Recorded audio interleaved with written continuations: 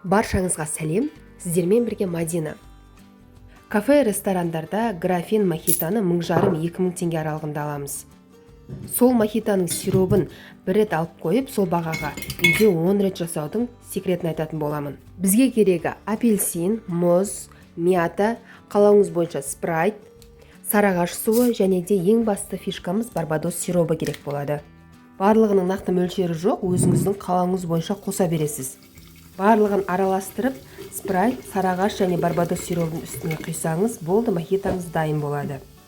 Сонымен қатар менің YouTube каналым өте пайдалы, ішінде тегін рецепттер, бір жасағаннан шығатын рецепттер бар, барлығы тегін мастер-класстар да бар. Тіркеліп, лайк басуды ұмытпаңыздар. Қазақша контентті қолдап кетейік.